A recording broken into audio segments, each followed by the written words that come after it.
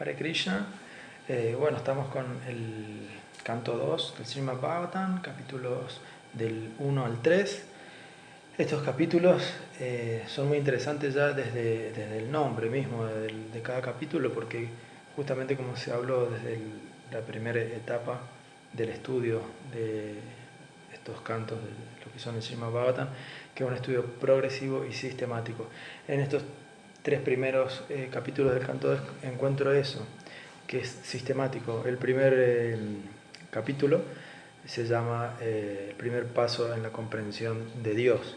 El segundo capítulo se llama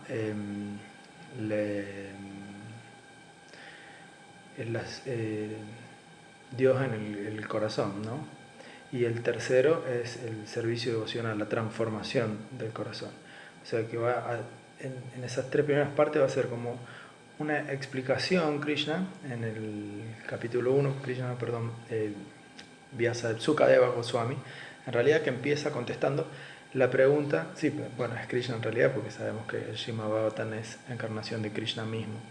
Así que bueno, en este primer capítulo va a explicar Sukadeva Goswami, más bien va a responder a la maravillosa pregunta que hace Maharaj Pariksit, una pregunta que sirve para absolutamente todas las personas que estén buscando a Dios, encontrarse con Krishna, conocerlo.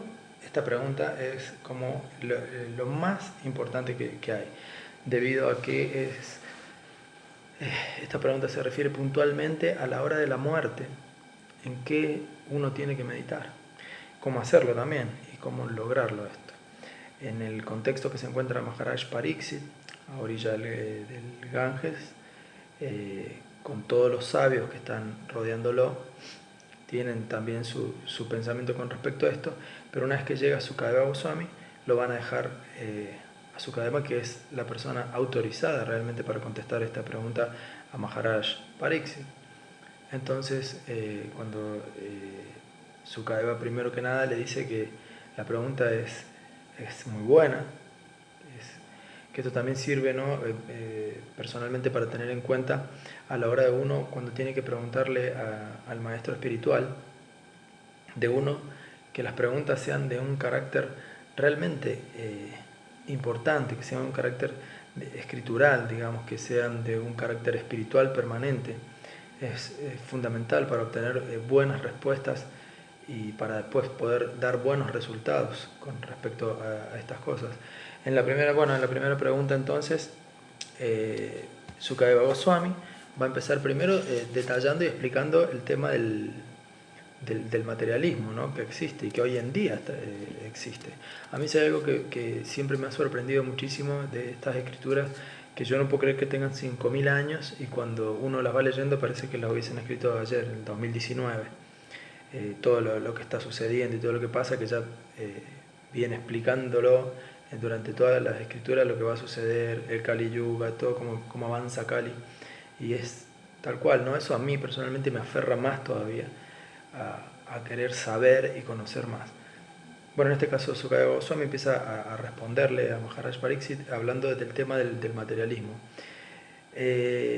Acá va a ser una división muy importante para tener en cuenta para nosotros que somos grijastas, es muy importante, personas que viven una vida familiar, porque va a ser una separación de explicar qué es un grijasta y qué es un grijamedi.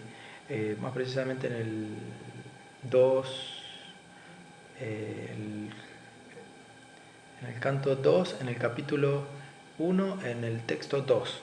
Ahí es donde va a dar el significado de este Srila Prabhupada. Y es muy importante porque define al grijasta como la persona que va a guiar a la familia y que va a una vida espiritual y que va a ser del centro de su hogar, o sea, el centro de su hogar va a ser Krishna, va a ser Dios. Entonces va a ayudar a esa familia a que ellos puedan también avanzar espiritualmente. Entonces es un jefe de familia que va a llevar a esa familia a lograr una buena vida espiritual. O sea, le da una parte eterna a esas entidades que están con él y que este grijasta o ella tienen que transmitir a la familia, pero sobre todo el padre, ¿no? Y el Grihamedi, es justamente media envidia, explica Prabhupada. Entonces viven una vida material, y al vivir una vida material están siempre enredados en lo material, mirando qué es lo que tiene el otro. Por ejemplo, el vecino, la esposa es muy linda, entonces este ya envidia que tiene una esposa tan linda, porque tiene una 4x4, yo tengo esto. Salen a dar una vuelta y siempre están en aras de querer tener más y querer tener más, y eso los va envolviendo más y más en este enredo material que se hace cada vez más difícil. Luego va a explicar el tema este de que la persona en realidad se dedica a trabajar, a la noche vuelve a la casa cansado, en busca de tal vez de sexo, y así pasa la vida y así pasan los años. Más puntualmente habla de los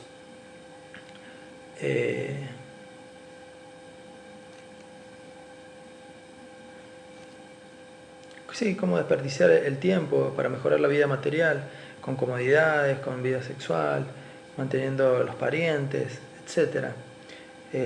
Se juntan y en las juntadas hablan tonteras, cosas sin sentido, divertidas, pero que no tienen nada, no tienen ningún fundamento filosófico, nada que lo pueda hacer a uno comprender o entender el porqué de la vida, para qué.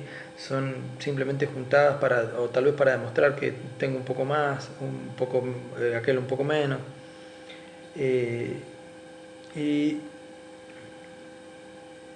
por eso en el capítulo, en el texto 4 de este capítulo 1, y luego va a hablar en el 5 de la importancia de cantar el Mahamantra Hare Krishna. Eso es fundamental, porque dice que esto va a liberarlo de todos los sufrimientos. El oír y hablar de la personalidad de Dios a la persona lo va a ayudar a que se libere de todos los sufrimientos.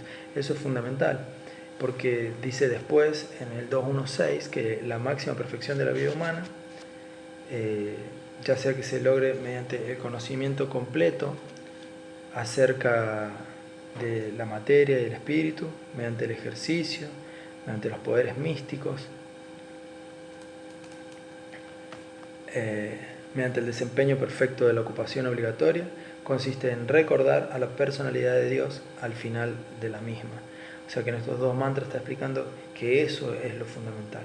O sea, la conexión con Krishna, con Dios, cantando el santo nombre, eso lo va a liberar a uno de los sufrimientos y finalmente va a lograr esa conexión que tiene que lograrse. Y mediante el canto, siempre siguiendo el sendero de las grandes autoridades, esto lo remarca en este capítulo, en el siguiente también, el tema de tener una guía espiritual, un maestro espiritual. Eso es fundamental para uno poder seguir una línea, pero bien marcada, bien estipulada. En este caso yo, por ejemplo, un ejemplo que tengo es el de un accidente que tuve en el cual había destruido mucho el cuerpo. Entonces los médicos me pedían que hiciera paso a paso después de las operaciones lo que tenía que ir siguiendo. Entonces uno ahí obedeciendo bien a los médicos. Hoy en día, bueno, volví a caminar y ando todo bien, pero tal vez si no lo hubiese hecho así, hubiese querido cortar, como mucha gente lo hace, por ahí le enyesan un brazo y se sacan el yeso porque les pica o porque les da calor o porque les molesta simplemente, y después les quedan dolores todo el tiempo, huesos mal soldados o se soldaron de distinta manera. Entonces esto es lo mismo, si uno sigue correctamente lo que va diciéndole el maestro espiritual, la guía del maestro espiritual, entonces uno va a ir avanzando correctamente en este camino que es el camino para el Bhakti Yoga, ¿no? Dice en este texto 11 del canto 2 del capítulo 1 que el canto constante, el santo nombre, siguiendo el sendero de las grandes autoridades, que es lo que hablamos, es la manera libre de dudas y temor en que todos pueden lograr el éxito, tanto aquellos que están libres de todos los deseos materiales como aquellos que están deseosos de todo el disfrute material, así como también aquellos que están autosatisfechos en virtud del conocimiento trascendental. O sea que el canto del santo nombre, el practicar este servicio devocional del Bhakti Yoga, es en realidad para cualquiera, tanto para el trascendentalista, el materialista, el alma liberada, como Sukadeva Goswami, que él le pide, o sea, que por más que él ya nació y era un alma liberada, él quiere enterarse y saber del Srimad Bhagavatam, que se lo explica a su padre, ¿verdad? Entonces, acá nos muestra lo importante que es el canto del Mahamantra en este capítulo, en este texto. Bueno, más adelante va a explicar toda la parte del Virat Rupa, como el materialista entonces le conviene por ahí enfocarse en la parte universal de Krishna para de esa forma entender la magnitud, ¿no? Hay muchas personas, se explica también en los significados, pero explica que hay personas que tal vez se dan cuenta, porque uno está en este mundo creyéndose que lo es todo, y de repente se da cuenta que no, cuando un terremoto le destruye la casa, cuando una subida de la marea arrasa con todo, cuando ve la fuerza y la potencia de la naturaleza, entonces entiende que hay algo superior.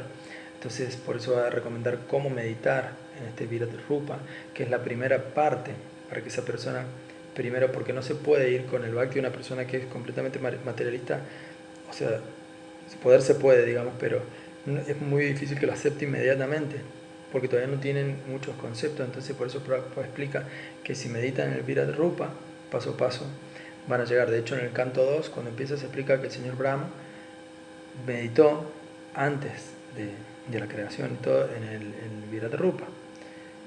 Y bueno, ya pasando entonces a este segundo canto, del segundo capítulo, quise decir. En este segundo capítulo, que es ya el Señor en el corazón, en este segundo capítulo entonces que empieza la meditación del Virat Rupa del señor Brahma. Después dice, va a hablar de lo que es una vida simple en los capítulos 4 y 5. Explica, bueno, que dice, si hay mucha tierra llana en la que uno puede acostarse, qué necesidad hay de catre o cama, si uno puede usar sus propios brazos, qué necesidad hay de almohadas, si uno puede usar las palmas de las manos, qué necesidad hay de diferentes utensilios, si hay mucho que cubrirse, corteza de árbol, necesidades. En el significado Prabhupada va a explicar también esto que la gente hoy en día vive de una manera casi realmente enfermiza, porque es la enfermedad de la contaminación material. Entonces uno quiere dormir en una cama, lo cual está bien, está muy bien, porque Prabhupada dice que puede dormir en la corteza de un árbol, que puede vestirse con la ropa que... Prabhupada no, perdón, lo dice el Srimad Bhagavatam. El texto este habla de eso, que uno puede, para hacer una vida simple, porque lo importante, que esto sí lo dice Prabhupada, es vida simple, pensamientos elevados. Pero en la realidad del día de hoy, que no es lo mismo que hace 5.000 años atrás, si uno hoy duerme en la calle tirado, seguro viene la policía y lo levanta. Si anda desnudo, levantando ropa en la calle, también va a generar problemas. Entonces, ¿cómo sería una vida simple en el año 2019? La vida simple tiene que ver en realidad con el pensamiento simple, tiene que ver con vivir con las comodidades necesarias. Uno tiene que dormir en una cama, está muy bien, es necesario, pero hay veces, lo hemos visto mucho en un programa de televisión, MTV, que muestran las mansiones, qué sé yo, y he visto unas camas descomunales, como de 7 plazas, no sé si gigantes, de formas redondas, forma de corazón, de un montón de formas que es solo para ir a dormir, la cama. Entonces, que tenga un lindo colchón, que uno entre en la cama, suficiente. Que tenga una colcha para taparse, suficiente. Que uno pueda tener el cuerpo calentito en invierno, si tiene una estufita.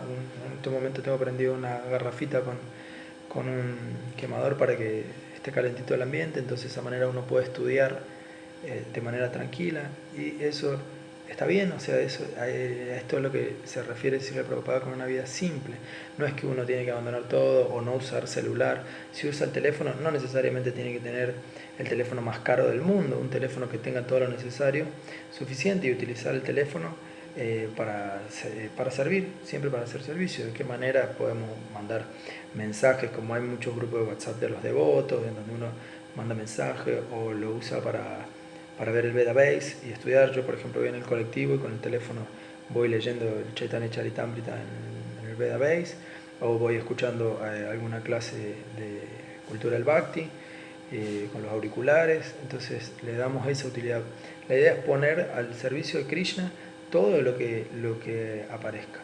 Eso es una vida simple en realidad, con pensamientos elevados, y no estar pensando en tengo que tener una mejor computadora para lucir la computadora, tengo que tener un mejor auto, pero solo para lucirme porque tengo un mejor auto. Eso ya pasa lo que sería una vida simple, y uno cae, y que no es tan difícil caer en este materialismo. Es más, en el verso, a ver si lo tengo por acá, creo que era el 2. En todas las instancias de estos 3 capítulos, lo que va a explicar todo el tiempo Sukadeva Goswami, lo que se va a dejar acá es que la vida simple, los pensamientos elevados y el Bhakti Yoga en realidad. El Bhakti Yoga va a describir lo que va por encima de todo. En este capítulo 2 también, porque después va a enseñar cómo el trascendentalista puede salir por esta parte del cráneo, tapando el orificio anal con el talón, en la postura que tiene que estar, hacer la respiración, concentrarse en Krishna para finalmente salir. Va a explicar también, si uno quiere hacer un viaje sideral, cómo lo puede hacer para estar en distintos planetas. Va a explicarnos todo lo que uno necesita. Pero lo fundamental, lo más importante, es volver a Krishna en realidad.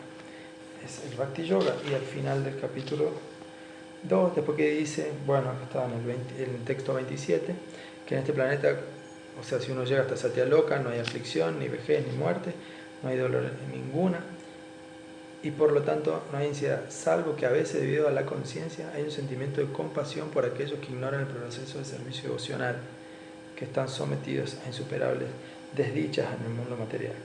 Bueno, en este capítulo también Prabhupada va a dar acá la explicación esencial de lo que es el Bhakti Yoga.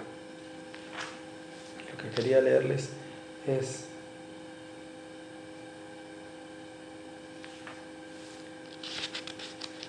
el capítulo final, que nos va a hablar, acá está, sobre el alma purificada, el 31, logra la perfección de asociarse con la personalidad de Dios y su estado constitucional, con plena dicha y satisfacción. Todo aquel que sea capaz de renovar esa perfección devocional nunca se verá atraído de nuevo por este mundo material y nunca regresará a él. Entonces, en este verso directamente ya explica todo aquel que pueda lograr la perfección de asociarse con la personalidad de Dios en su estado constitucional, con plena dicha y satisfacción, que sea capaz de renovar esa perfección devocional, nunca se le verá atraído de nuevo a este mundo material. Este es un punto fantástico, porque ahí dice cómo al llegar uno a estar con esa conciencia de Krishna mediante el Bhakti Yoga, guiado por un maestro espiritual, como ya después uno no quiere volver, o sea, puede ver con Sastra Chakshu, sería ver con los ojos de la escritura. Uno empieza entonces a entender cómo funciona realmente el mundo, cómo se maneja, en este caso de lo que estábamos hablando, cómo se maneja lo que hablábamos al principio, las personas materialistas, como un Grihamedi, a diferencia de un Grijasta. Entonces puede empezar a percibir mediante eso, el Sastra Chakshu, la visión con los ojos de las escrituras.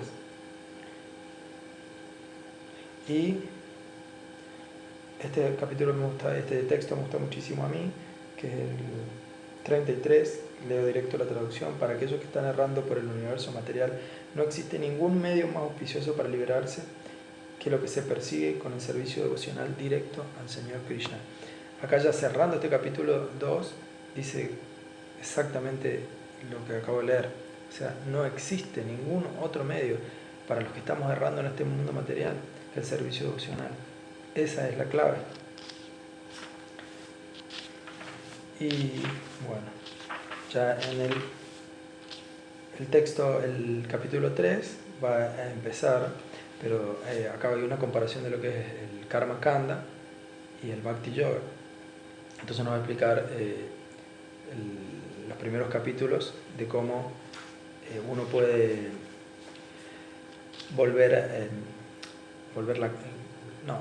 cómo uno se dirige según sus necesidades a diferentes semidioses. Entonces va a dar toda una enseñanza de qué semidios para pedir que hoy yo lo veo mucho con el tema de los santos, ¿no? Que acá en el occidente, que la gente pide a San Expedito, que le pide por el trabajo, no me acuerdo cómo es el santo, para el trabajo, si necesita otra cosa le pide a otro santo, hasta San la Muerte. Hay todas esas cosas que yo la noto acá, que más o menos es esta historia, ¿no? De estar pidiéndole a los santos, a los semidioses, por cosas puntuales, cuando en realidad si uno va a la fuente directa, todo emana de él, todo emana de Krishna, como dice la invocación del Isopanishad, ¿no? Todo es él, y a su vez él se mantiene completo en lo remanente, o sea que él es una persona a su vez, pero de él emana todo, como del sol salen los rayos. Claro, acá en el texto, vamos a buscar un texto importante de este capítulo, si bien todos son importantes, pero hay algunos que se destacan más. Este me gusta mucho. Akama sarva kamo va moksha kama udaradi trivena bhakti yogena yayeta purusham param. Este verso es muy importante y dice que una persona que tenga una inteligencia más amplia, ¿no?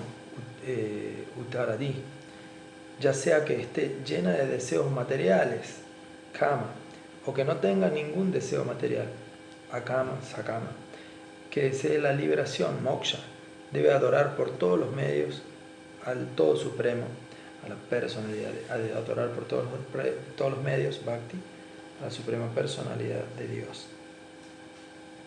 Entonces, es importante esto de tener una inteligencia bien amplia, y ya voy cerrando, en cuanto a lo que es la adoración.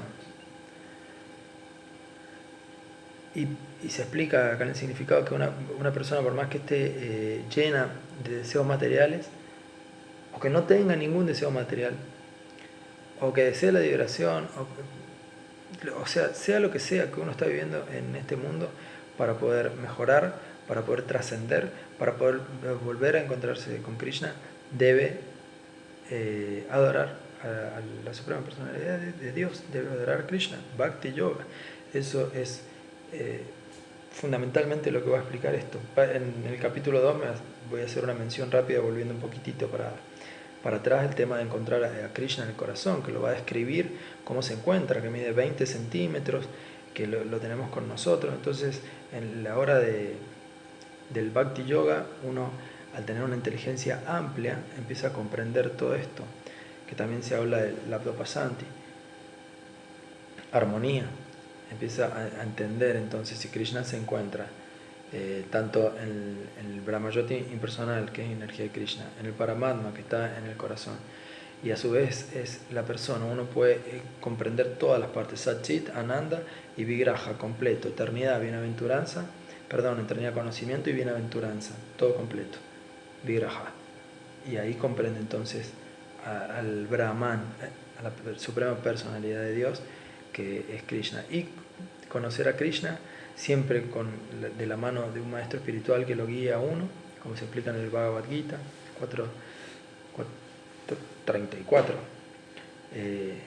Se explica claramente cómo uno tiene que servir al maestro espiritual, hacerle preguntas de manera sumisa. De esa manera entonces uno puede lograr el conocimiento que viene bajando de la línea de sucesión discipular hasta uno.